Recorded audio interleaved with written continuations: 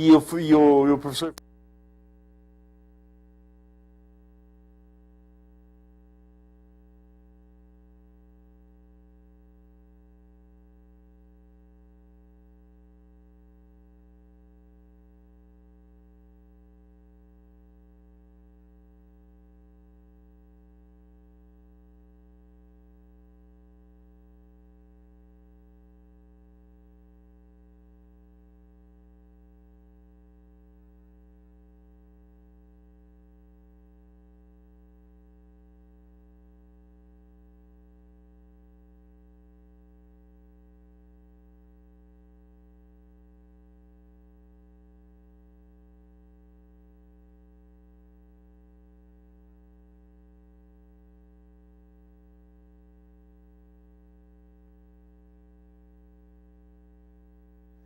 Boa tarde.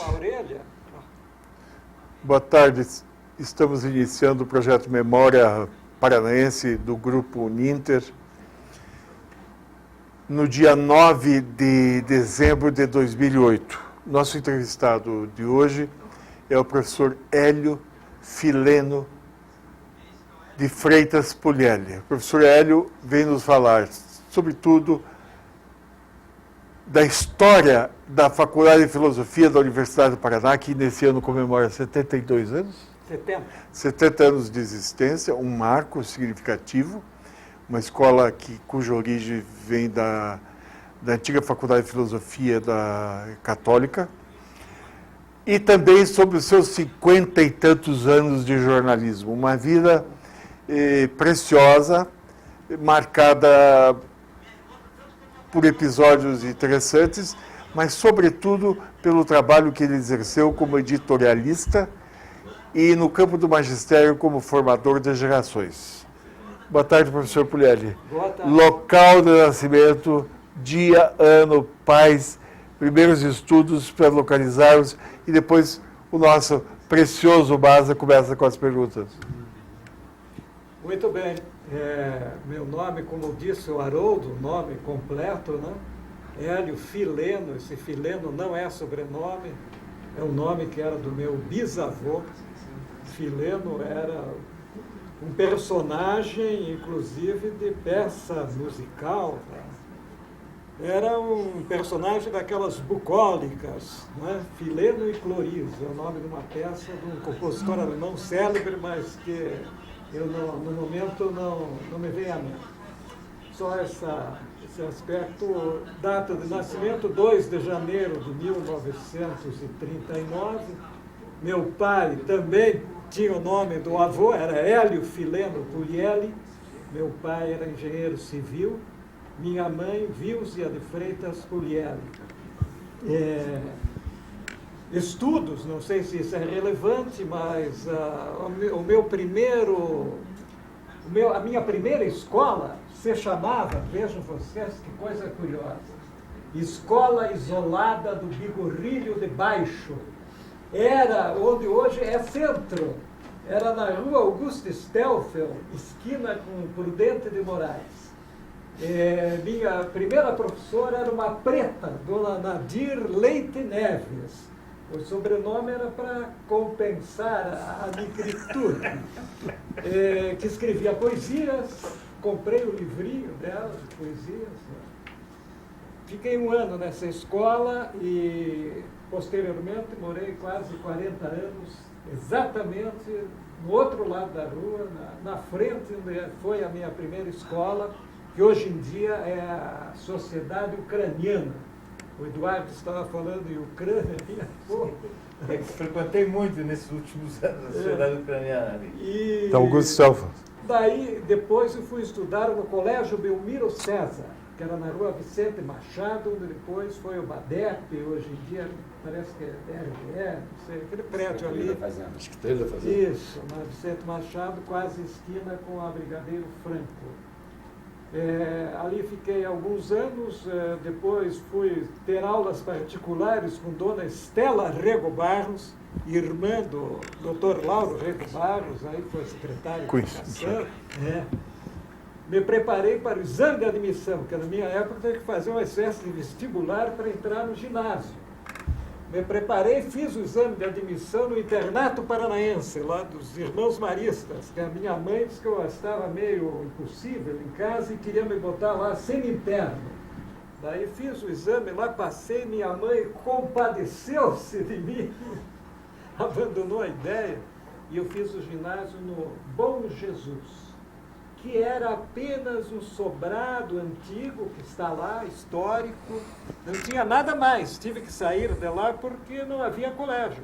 Terminei o ginásio, hoje em dia é uma grande potência, a universidade e tudo isso devido ao Frei Crisóstomo, que entrou como diretor do Crisóstomo colégio Arnes. quando eu estava no 4º ano ginasial.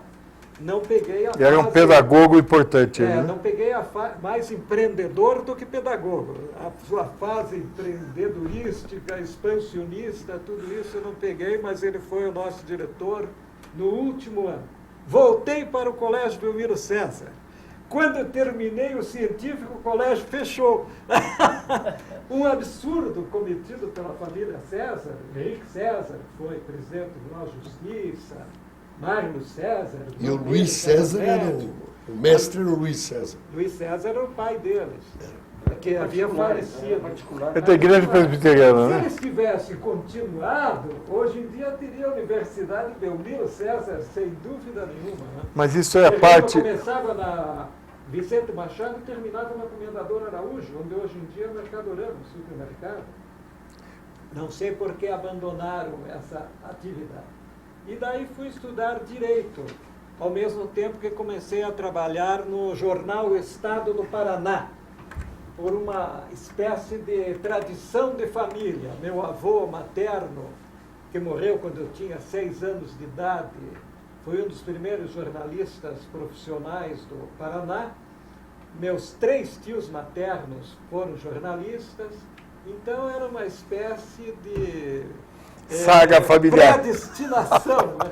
Comecei a estudar Direito, que também tinha as outras ideias, e comecei a trabalhar no jornal Estado do Paraná. Em que ano isso? Em 1957. Na verdade, eu estou com 51 anos de jornalismo, mas como profissional, porque o meu registro profissional foi obtido em 1958.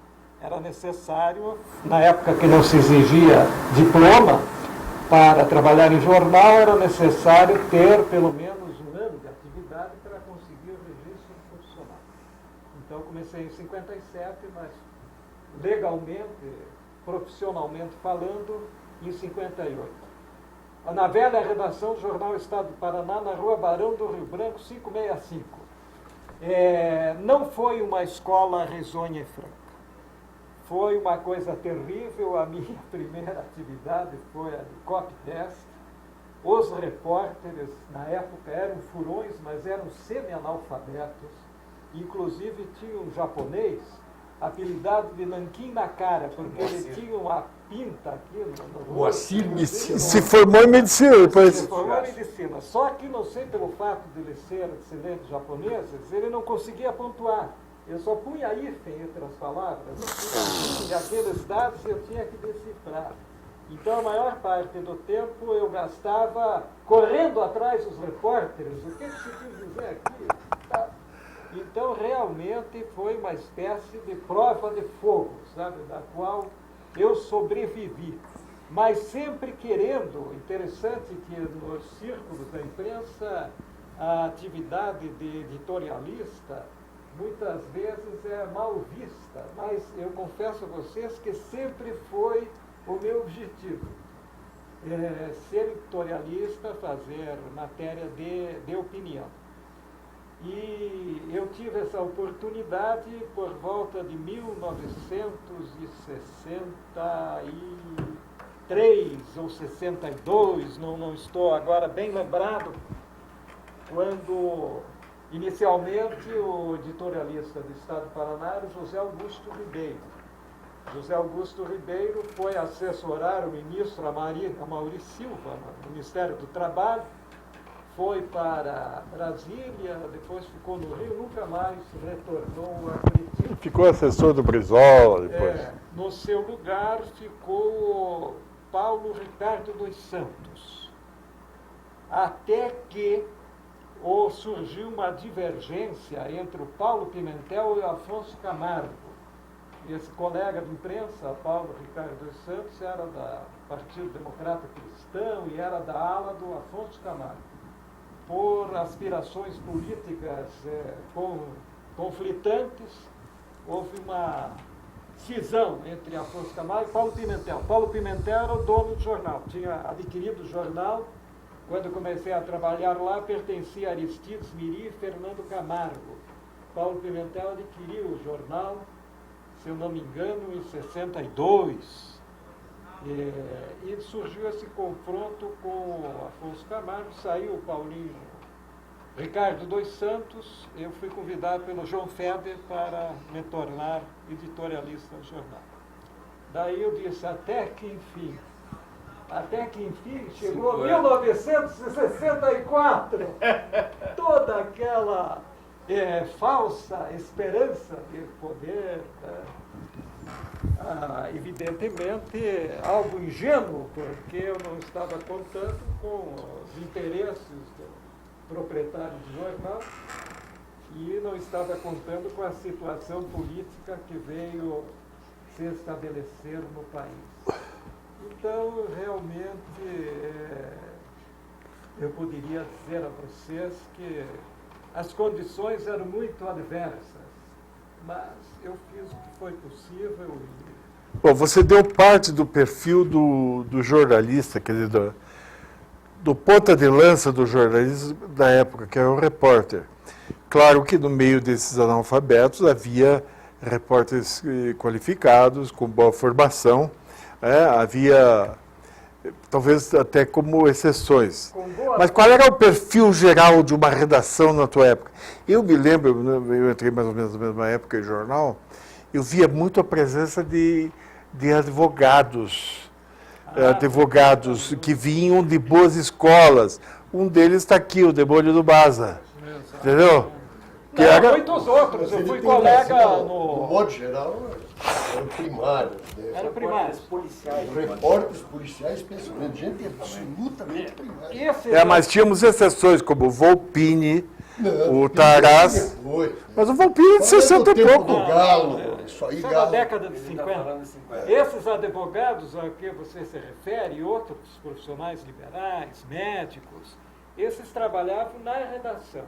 A reportagem, realmente, na década de 50, Charquete, depois alterou-se. A reportagem era uma coisa... Os repórteres eram lamentáveis. Agora, nós tivemos aí o Laércio Campelli, que era advogado. Da redação. O Dauro Carneiro Bonde, que trabalhava na redação da Tribuna do Paraná, e muitos outros que eram estudantes de Direito, Edésio Passos, Constantino Viaro, mas a reportagem em si era terrível. Aliás, o Constantino Viaro também foi repórter, né? Foi repórter, daí começou a melhorar um pouco a coisa. Aí veio o Aramis, mas eu me refiro ao impacto inicial que eu tive, porque eu pensava que iria encontrar pessoas com quem eu pudesse aprender na redação. Ô Maza, vamos ao Maza com a sua primeira... Não é capaz de ensinar nada. Ô Maza com a sua primeira pergunta aí, vamos recuperando. O Moacir, você citou o Moacir. O Moacir é o seguinte, ele foi praticamente jubilado no estudo de medicina, ele se formou em medicina, virou um bom médico social. Está aqui? Levou uma barbaridade. Ele está em Curitiba ainda? Não, ele morreu. Mas o Moacir tem umas histórias incríveis. Né? Deixa eu contar uma. Conta. Que chegou aqui incógnito em Curitiba, o John Foster Dulles, que era... Eu entrevistei o João Foster Dulles. de Estado. Ah, não, desculpe, o João dos Passos. Daí ele estava lá no Grande Hotel Moderno. E o japonês foi lá e conseguiu entrar, porque não queriam deixá-lo entrar, e foi até o quarto do homem, invadiu o quarto. Ele era assim. E o sujeito ficou assim, até impressionado com aquilo, e condescendeu e dá uma entrevista. Perguntou o que ele queria saber. Que prova que o sistema de segurança era... Regalou o olho, foi no telefone, telefonou para o meu tio, que era o secretário do jornal. Freitas, doutor Freitas, o que eu pergunto para o homem? O que eu pergunto para o homem? Ele não tinha a menor noção. Ele não Tinha sabia conseguido inglês, entrar no e quarto daí o do Foster secretário de Dulles Estado. sabia português. E não havia tradutor. Que entrevista. Outro que é brasilianista, né? É o Um outro episódio. o outro. Mas esse episódio que você contou tem um correlato a esse.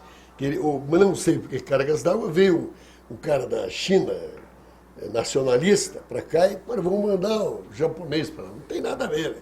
Mas ele foi, desce naquele tapete, aquela coisa, e ele, o cara ficou olhando para ele, o ministro plenipotenciário da China, what are you talking about? Você conhece o Campelli? Porque o Campelli tinha mania da redação. What you talking about? Uma outra coisa Senhor curiosa com conhece o esses nossos repórteres de antigamente, tinha um chamado Irati Daros, que depois se transformou em advogado trabalhista. Sim, eu conheci o Irati Daros, que era irmão do deputado Daros. Não. Do Meu família. Era sobrinho do primo ou sobrinho, né? parente, sim. Do Mas Valdemar ele Daros, né? Que é sociólogo, né? Esses Do dados Valdemar são Daros, uma né? família só.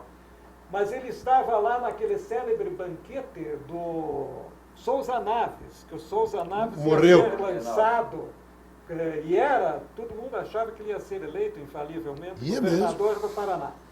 E teve um mal súbito e morreu em pleno banquete. E o Irati Daros correu, telefonou para a redação e depois arrancou o fio do telefone para preservar o furo. E conseguiu? Claro que não. Nós tínhamos o Arrancou. Arrancou o fio do O telefone. gerente do jornal, o João Batista Moraes, estava querendo descontar do salário dele Daí tiveram que o pagar, pagamento do concerto lá para a sociedade Água Verde. Morgenal. Ah, foi ali no Morgenal mesmo, né? Bom, Celso, 1964. Como é que foi você já é editorialista? Paulo Pimentel, governador do estado e dono do jornal. Como é que era ser editorialista naquela época? Numa circunstância dessas? Na verdade, eu fazia 3 editoriais, né? O editorial principal e 2 menores. E esses 2 menores, eu abordava assuntos internacionais. E daí eram os sueltos. Criticava muito, né, falando em democracia, as ditaduras na Argentina, na Venezuela, várias ditaduras que existiam na época. Né? Aí um amigo meu, um advogado aí conhecido nas cidades, mas escuta, por que você, no assunto internacional, você faz aquelas críticas e no principal não? Eu olhei para ele e dei risada, né? Pô, será que o cara não sabe que existia algo chamado censura? Eu até estranhei que os censores não tivessem notado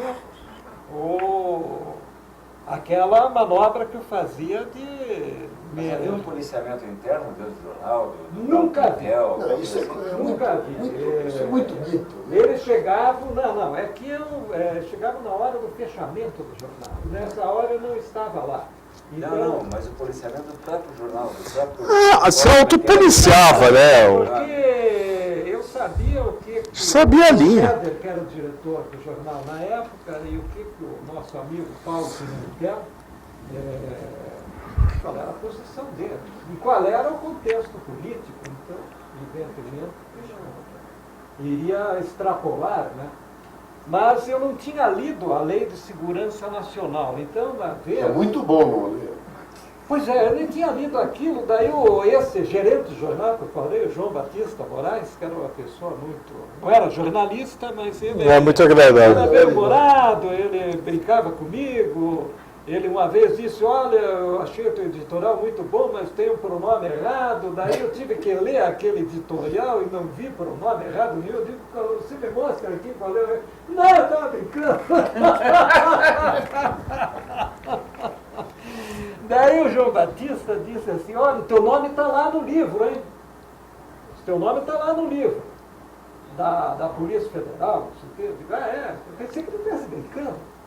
Anos depois eu fui ler a Lei de Segurança Nacional e vi que realmente o editorialista tinha que ser cadastrado, rapaz.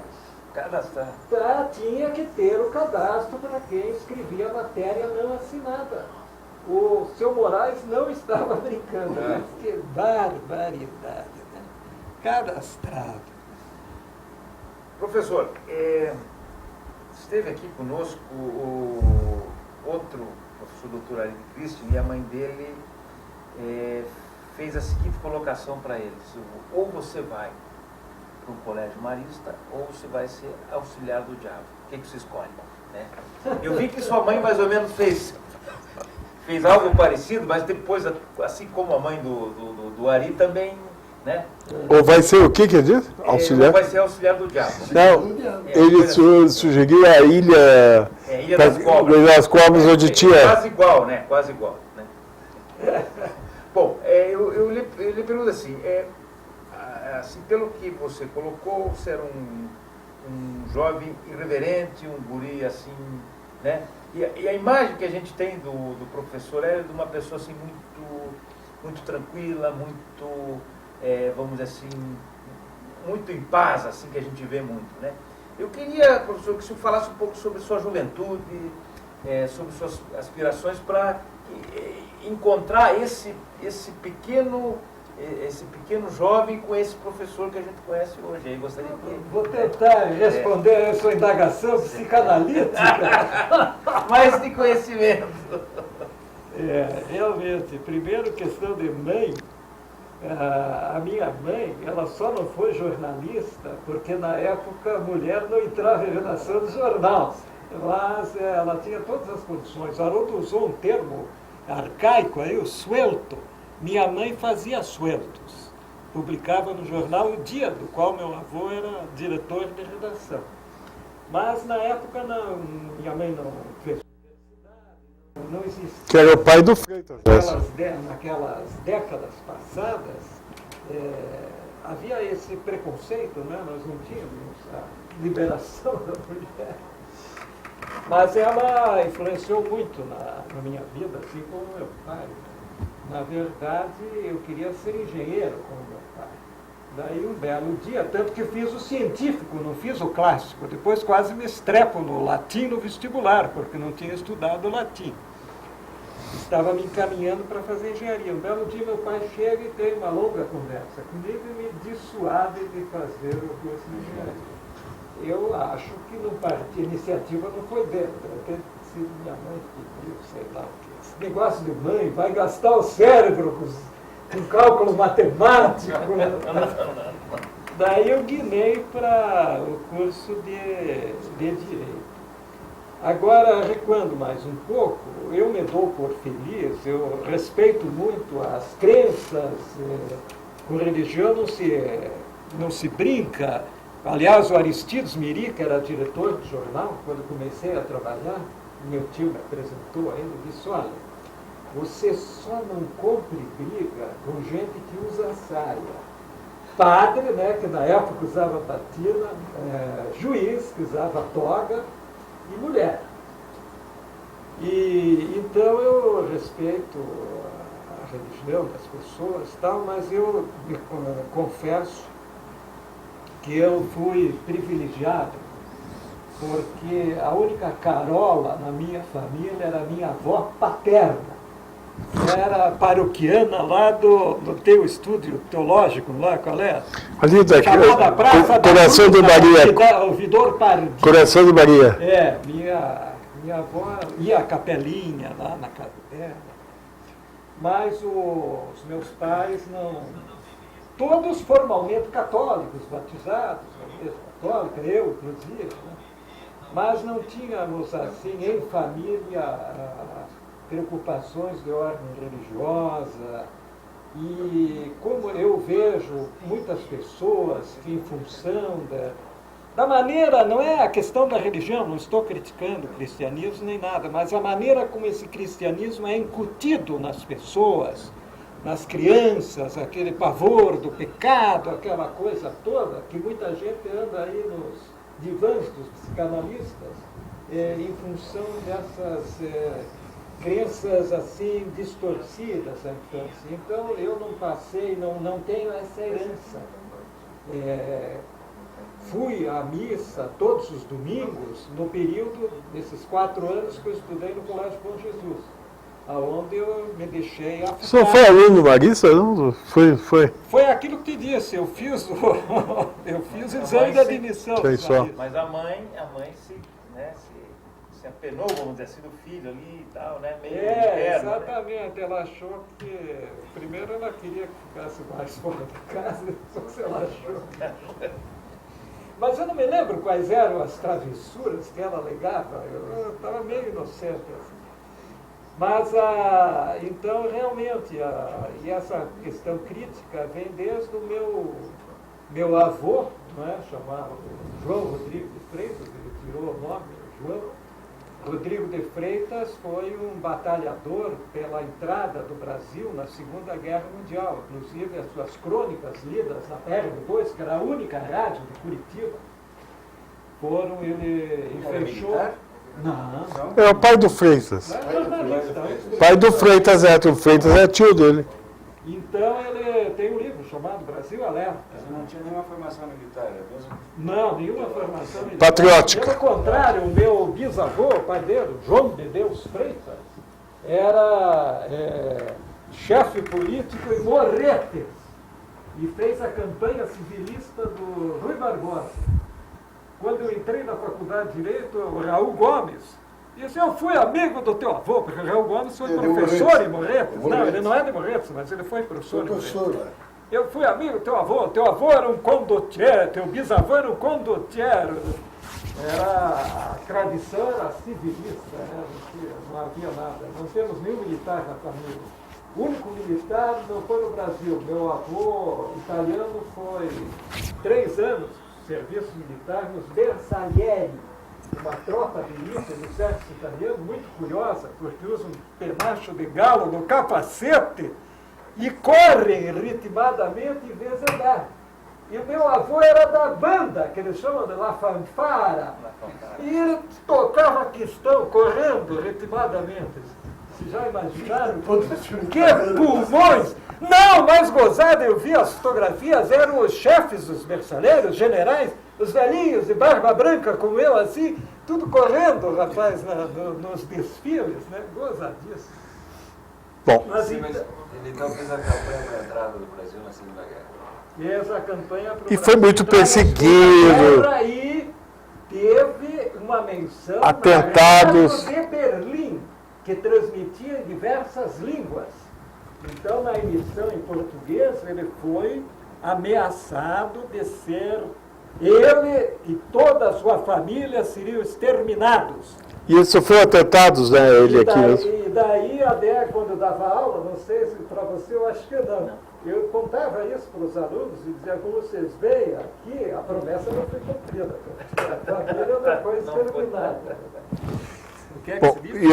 parece que ele sofreu alguns atentados, né? O atentado que ele sofreu não se sabe porque, através do jornal O Dia, que era de oposição, Diz que a família ele Garcia. fazia oposição tanto ao governo Caetano Munhoz da Rocha, E aos que era Garcês. presidente da província, quanto ao prefeito Moreira Garcês. Garcês.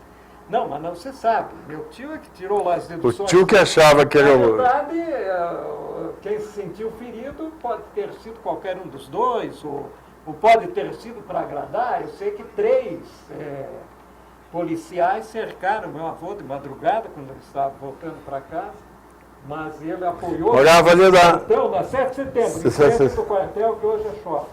Ele pegou com as mãos assim no portão e pô! Deu no peito de um deles, jogou lá no meio da rua, que estava com um cacete. Daí veio outro com um chicote, também ele conseguiu se desvencilhar, e daí saiu correndo, mas daí o terceiro está com o revólver, pum! Tirou. Ele chegou em casa, daí ele foi ver a aba do paletó, estava furada. Conseguiu, aliás, correu para o quartel. Até os soldados foram atrás para ver se capturaram. E foi esse o atentado. Nunca se esclareceu. Você fez coberturas que você reputa importantes. Uma delas com o João dos Passos, uma entrevista. Eu também entrevistei o João dos Passos, mas o que você me conta que o Aderbal parece que interferiu nessa sua entrevista. Há um dado aí curioso para Esse é interessante, queria que procurar a coleção do jornal Estado do Paraná. Eu tive uma polêmica com ela. 62 isso deve ter sido. O João dos Passos esteve aqui, concedeu uma entrevista, eu acho que você entrevistou em outro lugar. Entrevistei no Ile de France. Ele foi na sede do Interamericano, que na época era no edifício Garcês. Sim, que era no Garcês. E ali estava o Roberto Mugiati, que trabalhava no Departamento de Divulgação e Propaganda. Eu acho que foi teu colega lá, né? Sim, trabalhava na Gazeta. E o Aderbal, que parece que era repórter do Diário do Paraná. E o João dos Passos, ele era neto de português, e ele tinha vivido na Espanha, né? Esteve lá na Guerra Civil Espanhola, não? No México. Então ele falava bem espanhol, e estava falando espanhol, e para mim estava ótimo, que eu até hoje não domino muito bem o inglês, só a linguagem de internet e de computador. E daí o Mugiati, o Aderbal, não, fale inglês. Eu digo, não, fala espanhol, não, fala em inglês. Aí ele falou inglês e complicou a situação.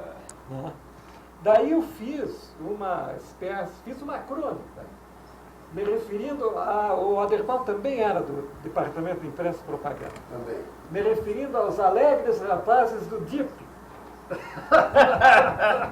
Daí o Aderbal respondeu com umas mentiras, dizendo que eu não sabia colocar os pronomes. Quando não há argumento, vem essa perfídia. Né? Daí eu repliquei e houve réplica.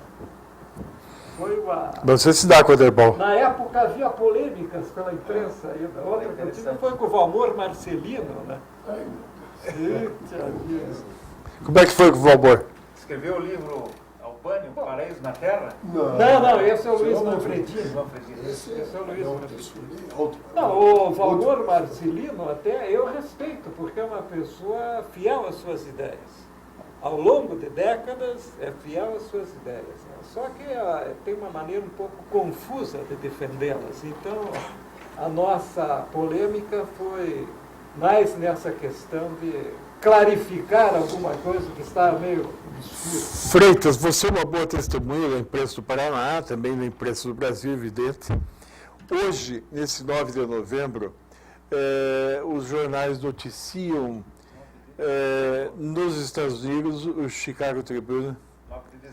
9 de dezembro de 2008, o Chicago Tribune, que é do grupo que é proprietário do Los Angeles Times, que são dois dos maiores jornais norte-americanos, e o grupo está entrando em falência. E o New York Times, que é esse monumento de jornal, também está tendo dificuldades para conseguir um empréstimo lá. Isso para sobreviver. Não se deve exclusivamente essa situação ao problema de circulação. Envolvido está a circulação e a concorrência da internet. Mas há outros fatores de gestão e de própria falta de crédito do momento. Vamos fazer um pouco de futurologia e de exame sobre o futuro da imprensa diante das novas mídias. Na sua opinião, você que viu como o Maza, eu, o Celso, o Eduardo talvez menos, nós vimos tudo. Eu vi o jornal, eu fiz jornal em stencil. Comecei fazendo a Voz da Biblioteca, em 1954, com a Germana Moreira, te lembra, né? 1954. Era um jornal feito em stencil. Então nós vimos tudo. Queríamos a tua opinião sobre o futuro da mídia impressa. A imprensa vai sobreviver, mas eu tenho a impressão que vai haver e já está havendo, e vai continuar, e vai se aprofundar, um processo de concentração. Quer dizer, aqui em Curitiba, por exemplo, no futuro, eu acredito, vai ter um jornal só. Quer dizer, os outros não vão ter condições de sobrevivência. Né? E grandes capitais do país, aí, uns 2 jornais no máximo. Né? Porque os outros meios de comunicação são muito mais rápidos do que o jornalismo. Aliás, a propósito, nessa semana, no final de semana, um dos jornais mais importantes dos Estados Unidos, fundado pela o cristianismo científico, que é um ramo, o Christian Science Monitor, ele deixou de ser impresso em papel e está só em site. Ele foi fundado em Boston por Mary Baker Peter, que é a fundadora do cristianismo científico. Uma religião que não cresceu, mas o jornal teve uma importância, sobretudo nas camadas. E é um segundo jornal, cujo nome não me lembro, que também essa semana, eu acho que o US News, também passaram só para a internet. Comporta isso uma apreciação sua? É exatamente o que eu acabei de dizer, né? Vai se reduzindo cada vez mais o espaço da mídia impressa, que não tem condições de velocidade para competir nessa corrida com os outros processos midiáticos. Mas não te O parece. índice de leitura de jornal no Brasil é ridículo. 300 mil exemplares de jornal de maior circulação, que é o Extra. Funciona no Rio de Janeiro, que nem a Gazeta. Funciona em Curitiba, não existe. Tribuna, só funciona em A população Curitiba. brasileira não tem o hábito da leitura.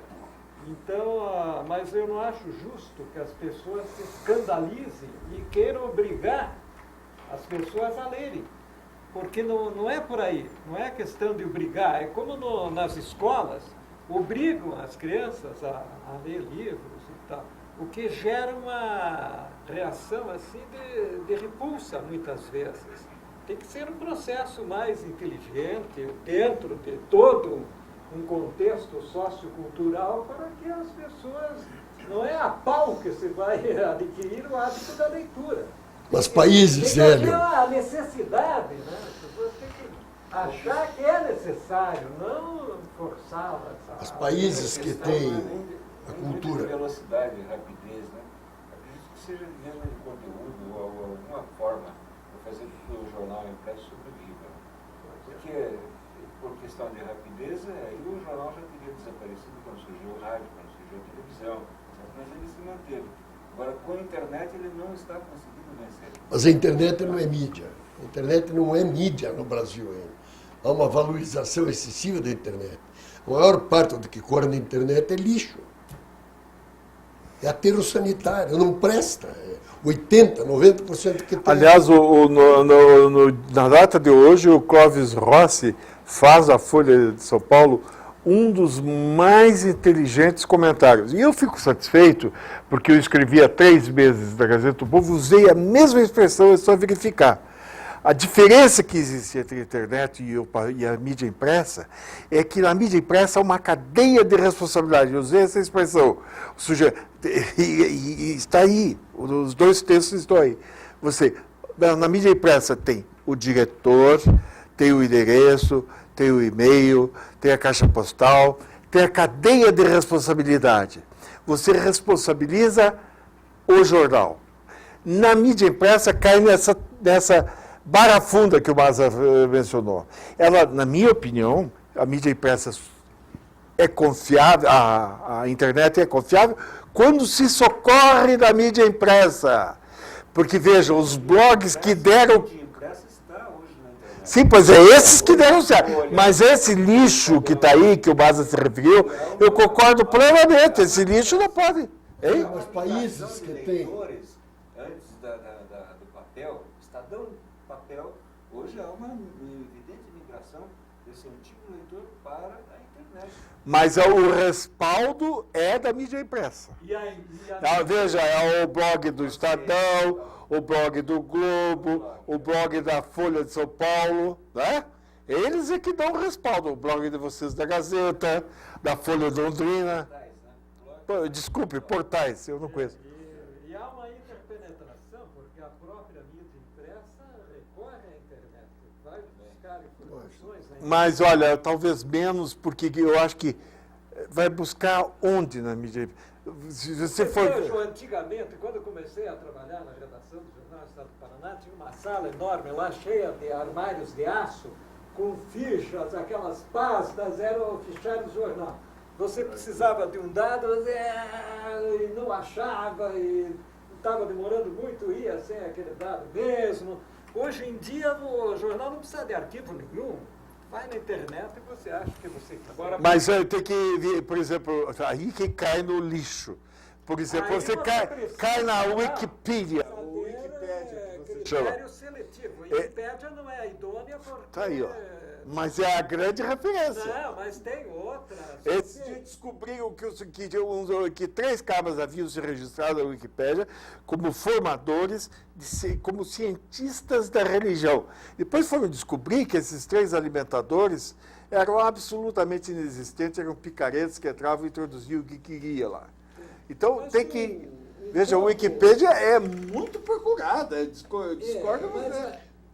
Sim, não, mas existem outras fontes. Não, tudo né? bem. Mas, Você põe Hélio- uma palavra-chave lá, aparece milhares de coisas. Agora, Isso aí precisa- são os buscadores. Precisa, os browsers, precisa ter uma perspicácia seletiva, né? Seletiva. Quer dizer, eu distingo aquilo que não inspira fé daquilo que realmente... Professor, eu queria lhe fazer uma pergunta justamente nesse sentido, que é assim, ao mesmo tempo que é um fator que nos possibilita um universo muito grande, esses buscadores, eles também, de uma certa forma, eles limitam o conhecimento porque eles se baseiam numa ferramenta, que é a ferramenta do que está digitalizado, né? Então, como é que não... Mas tá quase tudo digitalizado. O senhor acha que não, vamos dizer assim, que o que tem, por exemplo, na Biblioteca Nacional vai estar nesses buscadores? Mas sem Porque dúvida está na... nenhuma, nós temos o projeto Gutenberg, que você deve ter navegado já por ele.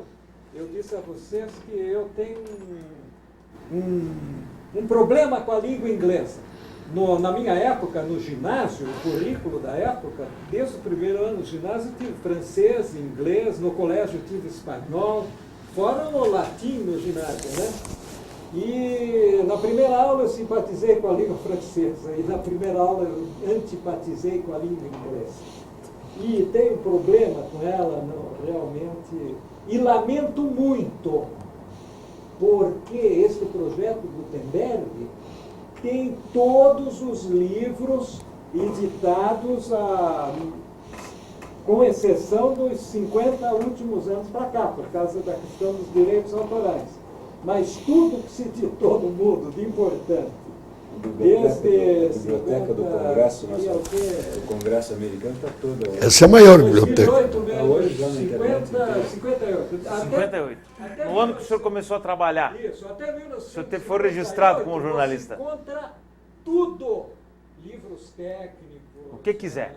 Obras literárias, está tudo lá. E ainda mais a Biblioteca do Congresso, praticamente tudo está digitalizado, né? O Brasil, infelizmente, está atrasado nisso. Tem um site argentino impressionante, com um nome esquisito, que no momento não me vem à mente, Wikipédia, uma coisa assim, que ele coloca todos os livros da literatura hispano-americana. Ele não está respeitando os direitos autorais ou os autores autorizaram, está tudo lá. Impressionante. Então, quando o Masa diz que tem 80% é lixo, é meio difícil avaliar, porque ninguém consegue, não há computador que pegue todos os sites que estão na internet. É um número astronômico que para rastrear tudo não dá.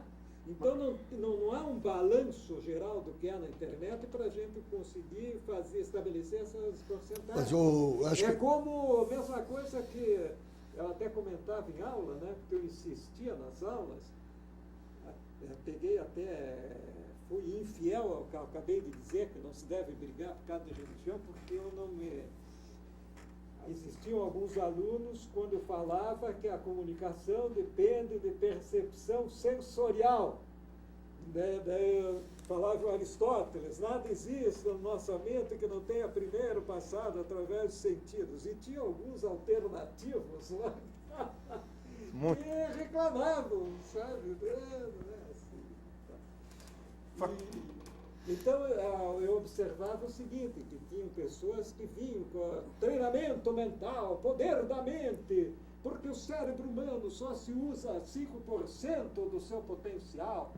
Mas se nós não sabemos qual é o potencial total, como é que nós vamos saber que são 5%? Se os 95% não são usados, não dá para perceber. Então, a mesma coisa a internet. Ninguém tem uma visão de conjunto do que anda aí pela internet. Mas eu entendo perfeitamente o que o Maza diz, no seguinte sentido, de que eu crio, jogo na internet na forma de uma página, de um blog, o que eu quiser de porcaria. E você não aprecia a liberdade?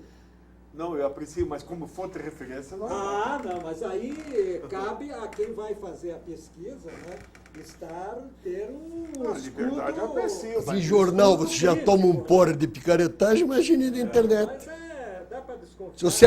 Se eu abrir um espaço para mim, um site, para o cara me mandar lá, o cara me mandar e-mail, eu já não faço isso. Me mandar isso aí, eu vou tomar um porra do quê? De picaretagem. É isso que de agência, de notícia, de picaretas, colegas nossos, que não dão notícia, que não é notícia, que é promoção. É isso. Promoção do negócio ali, do shopping estação, esse tipo de picaretagem. Mas né? isso entra na lista. Mas você não vai poder ficar selecionando uma coisa que você já sabe que dominantemente é um negócio ruim. Agora, Hélio, eu acho que nós erramos no seguinte. O Brasil é um país de cultura ágrafa. Esse é um negócio sediço, não tenho o que contestar. Bom, quero ver um país que tenha tecnologia, o caso do Japão. Por exemplo, por que o Japão continua tendo jornal com 17 milhões de exemplares? Eles têm jornais com 17 milhões de exemplares. Estados Unidos não tem isso. São coisas diferentes. Eu acho que para colocar essa história de não, pode desaparecer. Eu não vejo. Em que pese a precariedade, você falou numa concentração. Eu acho que os jornais que nós temos nem deveriam existir. Se você analisar aí, por exemplo, que tira a Gazeta do Povo, que é o nosso jornal melhor, 40 e poucos mil exemplares. Isso não existe. Isso é porcaria. Isso aí não significa nada, não atende ninguém. Qual é o nível de leitura por jornal? Quem é que pesquisa isso aqui? Os jornais daqui fogem do IVC como o diabo da cruz. Quem é que está no IVC? Gazeta, Folha de Londrina, Tribuna, Estado do Paraná e aquele jornal de Apucarana. E não tem mais nenhum outro. É um negócio complicado.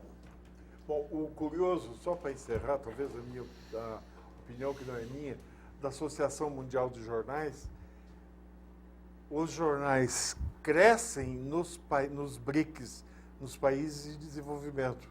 Estão lá em cima, no México, na Índia, na China.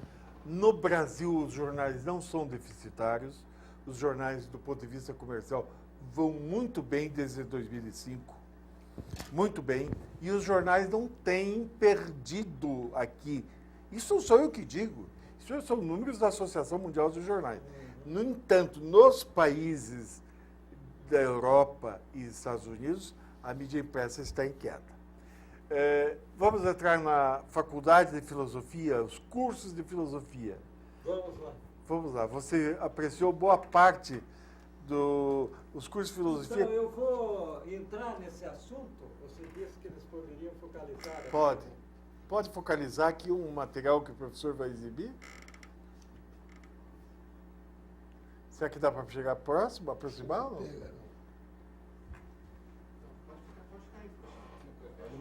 Fecha lá. Dado só o microfone aqui, professor. Cuidado Ele fecha. aqui. Eu volto com cuidado. Essa mesa é... O que é? Vai ser difícil de aparecer, mas eu faço. Não pegou bem? Pegou? Pegou. O professor Haroldo me indaga a respeito da antiga faculdade de filosofia. Eu gostaria de pegar um gancho aqui nessa ficha da Delegacia de Ordem Política e Social. Em 1963, eu concorri às eleições do Sindicato de Jornalistas do Paraná na função de vice-presidente. E peguei na imprensa oficial, no arquivo público do Estado, essa minha ficha aqui do DOPS, a Polícia Política da época. aonde consta o seguinte assentamento, em 29 de julho de 63, dizendo: o fichado, em companhia de outros elementos comunistas, irá concorrer à eleição no Sindicato dos Jornalistas, dia 27 de agosto de 63, para o Conselho Administrativo. Vide recorte na pasta. Eu acho muito estranho, porque já está aqui pressuposto que eu era comunista. O fichado em companhia de outros. Onde é que está, né? Seria uma indagação pela lógica. É claro que na repressão política não há lógica. Mas, ficando com a lógica aristotélica, onde é que está o assentamento anterior que me confere essa condição de comunista? O primeiro assentamento já disse que com outros comunistas, né? Como se fosse algo público e notório. O Haroldo sabia disso, Haroldo? Eu era o presidente. Era o Milton Cavalcante. Nossa. Muito bem. E aí, em 31 de outubro de 63, o segundo assentamento. O fichado não é comunista, tendo concorrido à eleição acima em chapa de coalizão. Eu diria a vocês que tanto é incorreta o primeiro registro, quanto o segundo, porque essas coisas estão muito além desses rótulos. Não é? Então, nada disso aqui está de acordo com o que se passava na realidade. Mas o terceiro assentamento, daí vai me permitir entrar na questão da faculdade, foi deferido o requerimento solicitando certidão negativa para fins de prestar concurso na Universidade Federal do Paraná. O concurso foi em 72, mas eu desde 71 estava lecionando, entrei bem no finzinho da Faculdade de Filosofia, Ciências e Letras, que estaria completando 70 anos este ano, e que veio, né, Curitiba. Aliás, eu vou me permitir, se vocês deixarem, voltar lá para trás. Curitiba é uma cidade conservadora, não é, Maza? Uma cidade conservadora, sem muito espírito crítico. Quando aparece alguém assim com uma certa eficiência, dão 78% dos votos de todos os eleitores da cidade, né? Quer dizer, pessoas assim, sem muita ânimo contestatório. Mas faz a guerra do pé. Não! No início do século, 1910, 1920, Curitiba, o Assis Chateaubriand, aquela greve dos jornalistas que nós fizemos, ele publicou, você se lembra do editorial que o Aderbal Stresser pôs na primeira página? Curitiba, a nova Moscou! Lembra-se disso? Daquela greve que nós fizemos? Dizendo que aqui ia ter o soviete aqui em Curitiba se não abrissem os olhos. Eu tinha duas tias que casaram e foram para o Rio de Janeiro, telefonaram desesperados, o que está acontecendo aí e tal. Não é nada, não é nada. Parecia que os comunistas tinham tomado conta de Curitiba. Curitiba a Vermelha chegou a ser chamada assim em 1910, 1920, por causa dos maçons. Não eram os imigrantes, não. Os imigrantes não apitavam muito, eram os membros da elite, que eram anticlericais, que eram portugueses, eram maçons, o Dario Veloso, o próprio Mileno Perneta, o nosso grande poeta lá do início do século. Eram pessoas ativistas, e os padres não tinham muita vez aqui, eram criticados. Tinha a ver com o anarquismo tanto lá o Monsenhor Celso, ele tem um episódio aí que ele faz uma reverência para um ateu, um negócio assim, querendo demonstrar a humildade cristã. Não sei se você lembra disso. O Monsenhor Celso era um dos visados na época, né? E eu me recordo de um padre que era professor do ginásio paranaense, que era o Olímpio? Isso mesmo, o padre Eurípides Olímpio Oliveira e Souza. Ele não limpava a batina. A batina suja. A irmã dele estava viva até pouco tempo. Ele é um tipo meio preto, né? Ele Bem era... preto. Não era bem preto, ele era mulato. Mas ela eu Ele era conhecia ela mulato. até. Ela E trabalhava. o padre Eurípides, ele foi inquilino do meu pai. A batina ficou abandonada. Quando eles mudaram, ficou jogada no quintal, a batina De pé. Ninguém teve coragem. Saiu andando. E ele deu um livro para o meu pai, e eu li o livro. E tem uma frase que eu fixei na memória forever, porque é gozadíssima. Ele diz assim, ele exorta os fiéis contra bolchévicos, pedreiristas e rotários. Vocês sabem o que é isso? Rotarianos, maçons. Pedreiristas, que eram os maçons, pedreiros livres, E os rotarianos. rotários, não sei por que ele Rotarianos. brincava com Mas a havia, Tinha bronca também. Então, essa bronca contra os rotarianos. daí, na década de 30, os católicos reagiram. E existiam muitos intelectuais católicos em Curitiba e fundaram o Círculo de Estudos Bandeirantes, que se tornou um caldeirão assim, intelectual, que estava ali em ebulição. Hoje é da PUC, né? Com base nisso, do Círculo de Estudos Bandeirantes surgiu a Faculdade de Filosofia, criada pelos irmãos maristas e tal. Mas como a Universidade do Paraná ela estava tentando legalizar a sua situação, que a Universidade do Paraná é a primeira no Brasil, cronologicamente falando, só que não foi reconhecida, não é? Mas funcionava de fato e não de jure como uma universidade. E estava precisando ter uma faculdade de filosofia que era considerada essencial É a base da universidade. para poder funcionar como universidade. Então o pessoal, os católicos foram como que assimilados pela universidade. Entre né? o Homero todo. E isso possibilitou o seu reconhecimento e depois, mais tarde, a sua federalização, em 1950. Né? Então, na verdade, a origem da Faculdade de Filosofia, Ciências e Letras daí, era um núcleo tão grande que possibilitou a federal e possibilitou a própria Faculdade Católica de Filosofia. E a universidade. Lecionava aqui, lecionava lá, lecionava aqui, lecionava lá. Então, esse foi o início. E eu peguei exatamente o último ano. Ainda tive contato antes de entrar na universidade com Homero Batista de Barros, que foi quase 30 anos o diretor perpétuo da universidade. Rasgador de livro. Bom, Rasgador de livro. Esse foi um episódio que foi denunciado pelo Wilson Martins e pelo Temístocles Linhares. Pérez Na Galdós. biblioteca, as páginas assim, que ele achava que não era leitura muito edificante, Mas ele tirava do seu eu trabalhei na biblioteca pública e quando eu estudei lá ele era diretor, mas eu não conhecia esse episódio. na biblioteca pública eu trabalhei em 1963, 62, 63, o professor Paulo era o diretor. E havia lá uma figura boa, ele tinha uma deficiência física, que era o Ângelo da Legrave, que vocês se lembram do Ângelo da Legrave. Fanático. O Ângelo tinha uma sala que era chamada o cemitério.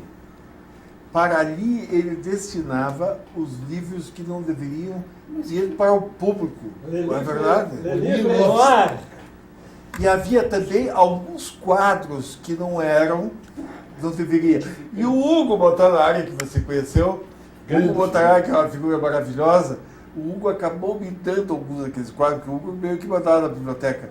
E eu acabei ficando com 2, 3 quadros bons, que era do André de Lima, lá do Falar em quadro, Luiz tem Carlos. uma coisa- E porque o Ângelo da Legrave destinava ao cemitério, por exemplo, a carne do Júlio Ribeiro, não podia ser lido. Não? Então eu ia para aquela sala. Ela ficava. Mas toda biblioteca tem cemitério. Isso não é uma mistificação. Sou Wilson Martins, num debate que eu participei. Eu não ele sabia disse, que toda não, biblioteca- existe tudo isso aí. Ele falou, parem com essa história. Era um debate sobre censura. Aí aquela história, Goethe censurado. É isso. Né? Goethe, Como é que pode censurar alguém? Mas censurava alguém até aqui? Não, mas censurar é o seguinte, você tem formas culturais de censurar. Por exemplo, Werther, no livro, era tido como um desencadeador de suicídio.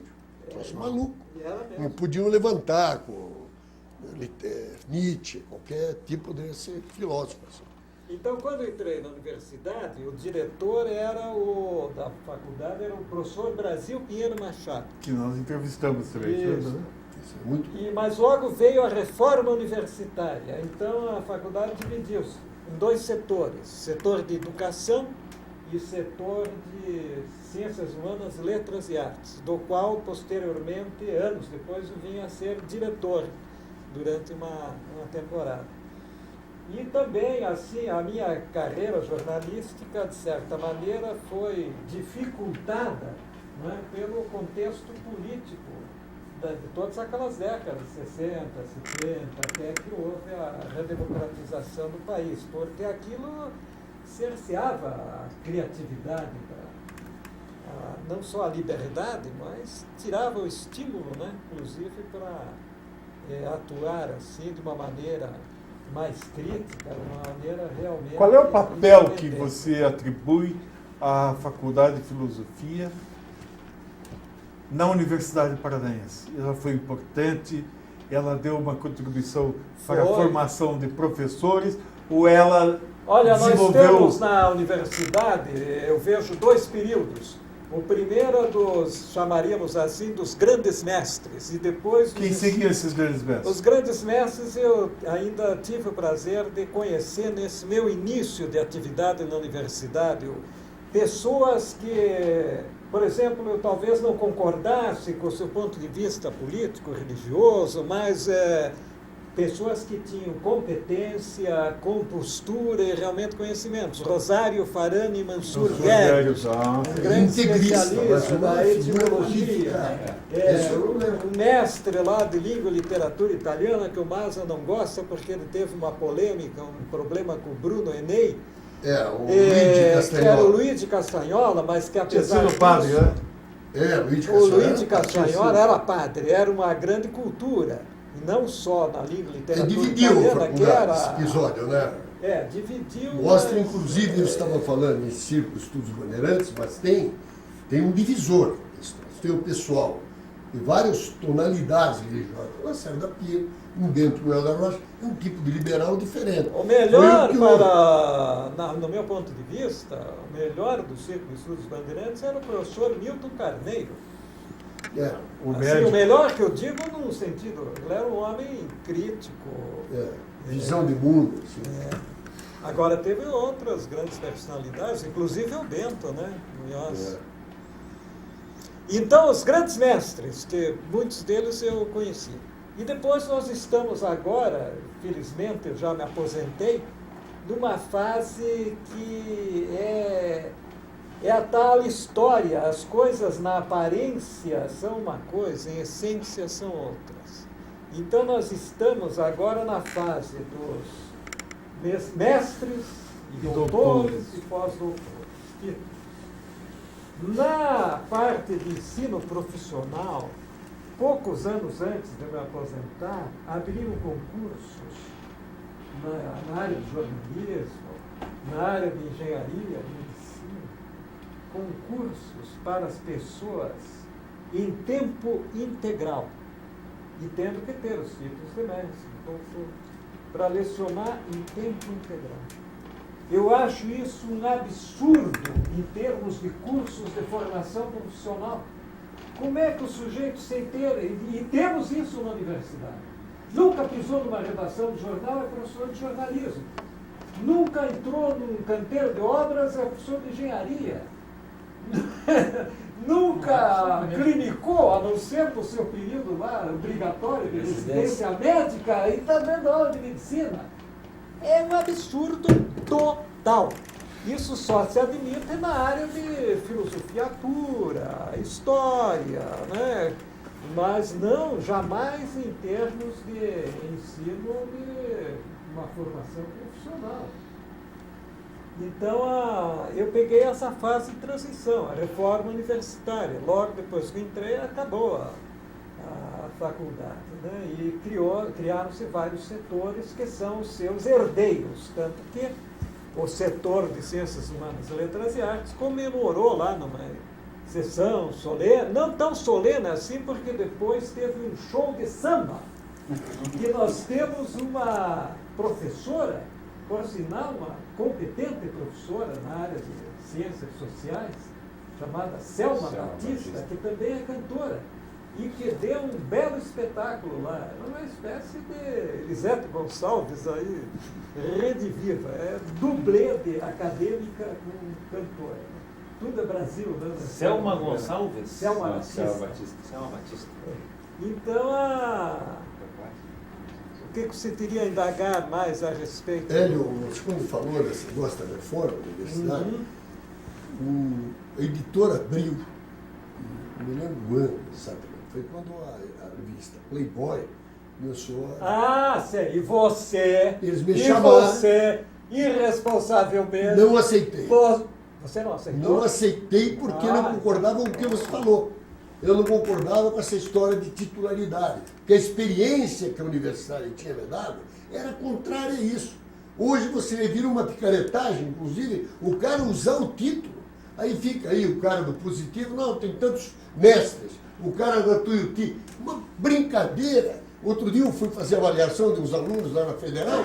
Estava um cara lá que está 3 anos no exterior, o cara não dá aula. Eu sinto recebendo da universidade. Quando ele voltar, ele vai estar aposentado.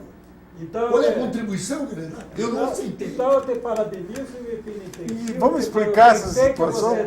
Vamos explicar. Vamos explicar essa situação. A revista Playboy publicou uma análise das universidades brasileiras, quando isso? Notas até hoje. das universidades, as mais eficientes, as menos eficientes. A nossa estava lá embaixo. Hoje em dia, pela avaliação do MEC, ela está bem posicionada. Mas essas avaliações todas, como o Maza falou, elas não são consistentes, porque eles baseiam-se lá no número de livros na biblioteca da universidade. Quantos mestres tem? Quantos doutores tem? Isso não revela o que se passa na sala de aula. É uma equação apenas. Não. É uma estatística. Mas tem um detalhe. Estatística, mas não permite uma análise, né? Daí os alunos fazem a avaliação. Daí os alunos, eles colocam todas as animosidades pessoais com esse professor, com aquele lá, também é uma distorção completa, né? Ou se deixam, no nosso curso, por exemplo, o professor que era tão bem avaliado que parecia um Deus, era o professor romancista que acabou de ganhar o prêmio Jabuti aí com o Filho Eterno, o professor Cristóvão Pessa, que certamente é um bom professor. Mas o que é que explica isso? Os alunos entram na universidade fracos em português. Então aparece um bom professor de português como eles. Tem boa didática. Pronto, né? E outros professores, havia inúmeras distorções nessas avaliações, que para mim não é um processo adequado. Mas ninguém aceita a não outro, ser né? que sejam os bons alunos que avaliem. Porque as minhas avaliações foram, por exemplo, consideradas um exemplo lá, os professores da área de educação que analisavam aquilo, diziam assim: você é o professor dos bons alunos, porque com aqueles 20% dos melhores alunos, a minha avaliação ia lá em cima, aqueles 60% que é o resto. Mas os professores não querem avaliação. Não, mas daí Você esses 60 diziam que eu faltava. Daí eu fui pegar lá o registro de frequência, não é? Só os maus alunos diziam que eu faltava. Os bons alunos Tipo, você estava não diziam. Então está claro, ficava Quem claro. faltava era eles. Mas cerca de uns 15 anos passados, houve em São Paulo esse negócio, inclusive essa perereca aí do PT, Marilena Chauí, saiu para bater qualquer critério. Não querem avaliação. Ninguém quer. Todo mundo quer autonomia. Desmascara, né? Desmascara, acaba a fantasia do mestre, acaba com esse troço. Essa que é verdade. Então, os estudantes, a UNE, esse lixo que é a UNE, pega e, claro, não quer avaliação nenhuma. Eles não querem avaliação. Porque a UNE já é uma mentira. Né? Como é que pode o Partido Comunista, o PCdoB, ter uma entidade com esse porte e o que elege no Brasil? Não tem expressão. Né? Esses processos de avaliação... Que não gosta de pegar no Tem que serviço, ter né? algum processo. Tem que ter algum coisa processo. E mas tem que ter um da comunidade. Tem que Claro. ter critérios melhores do que os atuais, né? Isso sem dúvida nenhuma. Você veja uma Eu, coisa. felizmente, já estou fora da... Mas veja aqui, quando eles colocam, por exemplo, o setor de floresta do Paraná é bem colocado, quer dizer, o negócio tem um critério. Era realmente, por exemplo, os cursos de engenharia industrial e de engenharia mecânica são os melhores do Brasil, que são de Santa Catarina. Ah, isso eu sabia. Entende? Então não tem o que contestar. Está lá no Playboy. Você vê lá aquelas coxas boas e dá uma olhada nesse negócio também. Entende? Eu acho que isso aí tem que... E devia servir de emulação para nós. Porque nós estamos perdendo. Olha, nós ganhamos de Viçosa, de tudo. O Paraná estava ganhando. Era um setor chave nosso. A área, por exemplo, de engenharia, você tirando a parte, por exemplo, de hidráulica, que é um setor que nós estamos muito bem, tem o professor Nelson Souza Mendes, tem que trazer ele para dar um depoimento aqui, um dos maiores do mundo. Né? Aliás, falei maiores do mundo, quem esteve aí semana passada, o Newton Carneiro Afonso da Costa, é um dos maiores filósofos matemáticos do mundo, é de Curitiba. Sabe onde é que ele dá aula? Na Universidade de Santa Catarina. Ele tá Sabe onde o Guigarela dá aula? Dá lá, em pós-graduação. Vamos na trazer o Universidade professor de Santa Newton, hein? Temos que trazer o professor Newton. Posso, então, considerando a premência de tempo e que alguns colegas têm que se retirar antes, ligeiramente algumas reminiscências assim mais interessantes do meu período lá de direção do setor? Sim, eu Posso, gostaria professor também Haroldo? não deve, eu gostaria que você fizesse uma abordagem sobre a formação do jornalista profissional na universidade. A prática ou a teoria? Até que ponto, na tua visão, você foi sempre considerado um bom professor, a universidade formou bons profissionais ou não? Acho que formou bons profissionais, porque inclusive muitos deles que estão aí, como aquele rapaz, o Caco de Paula, o Laurentino Gomes, foram meus alunos, e outros mais, aquele Carlos Drummond Moreira, da Carta Capital, também foi meu aluno. Ah, ele está na Carta Capital, Carlos? Então, Ele trabalhou com o Eduardo Sganzerla, que teve a sua bem-sucedida carreira jornalística, eu acho que estão aí alguma coisa, por menos... José menor que Carlos seja. Fernandes, esse cara que escreve, né? É muito bom esse cara. Maravilha. Agora... Ele é uma... Agora quero dizer o seguinte, Eu acho, cara, esses brilhante. alunos que brilharam, eles já entraram, já eram bons alunos, é o caso do Sganzerla, que está aqui, e outros mais. Já entraram na universidade com condições boas de aprendizado. Então é muito difícil saber até que ponto é um mérito pessoal da pessoa, do estudante, ou se é mérito daqueles que ensinam. Não é? Difícil estabelecer essa... Eu acho que era extremamente deficiente na minha época o ensino, por falta de condições materiais, a parte prática era prejudicada. Hoje em dia não, a universidade dispõe de estúdios, não há dificuldades à prática, né?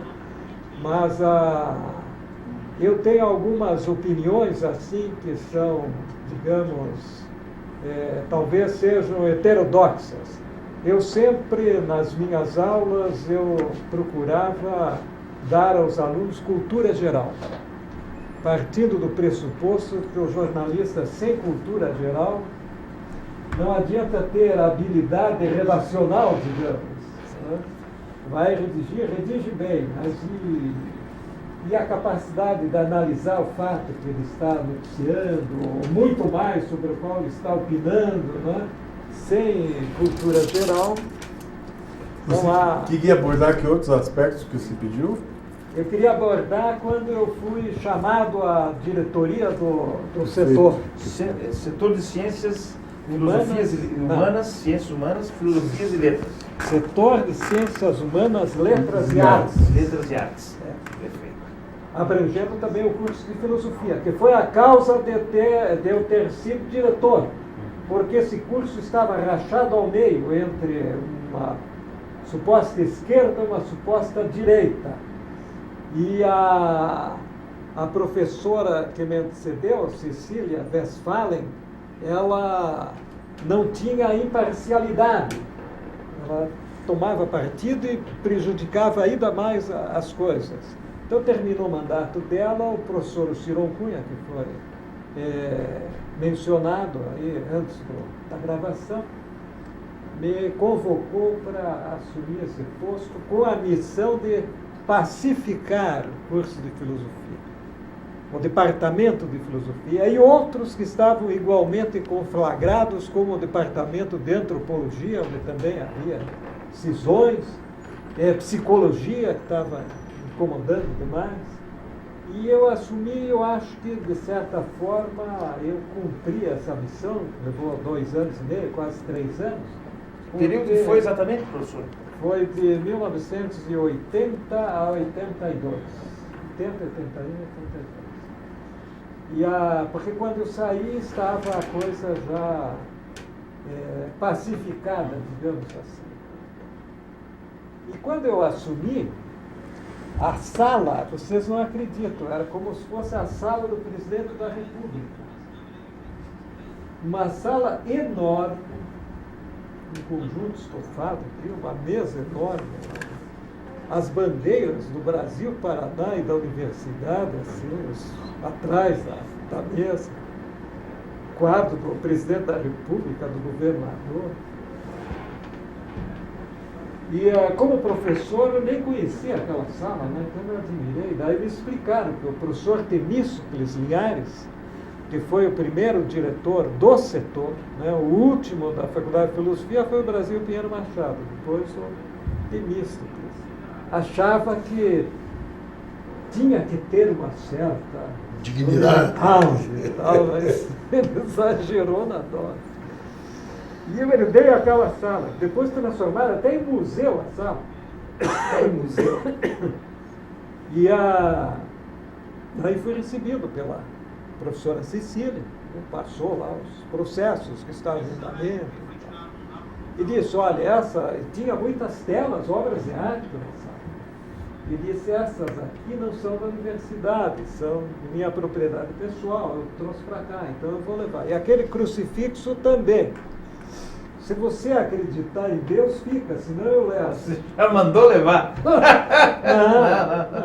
Não. Pode deixar. E vou mexer lá com Jesus Cristo, rapaz. Também, né? Também assim não, né? Escute, e houve muitos problemas políticos lá? E houve. Daí chegavam os da esquerda. esquerda. Isso. Os da esquerda iam na minha sala, a primeira vez, porque a Cecília, se eles chegassem lá, eram escorraçados na hora. Né? Ela é a Não, eu dialogava com todo mundo, inclusive com aqueles que a secretária que ficava lá dizia, fulano está aí, diga que o senhor não está, porque a dona Cecília nunca recebia, ela é chata. Não, pode entrar tudo, e era chata mesmo, né? Mas eu ouvia todo mundo, porque a minha missão era essa, né?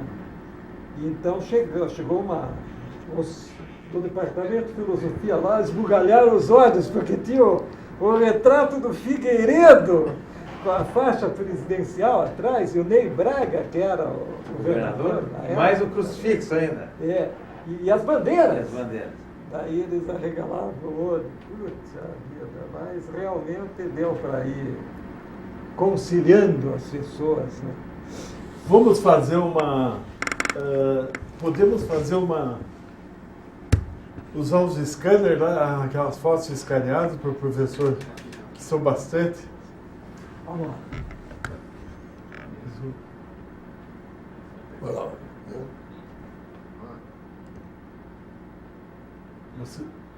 Já estão escaneados, né?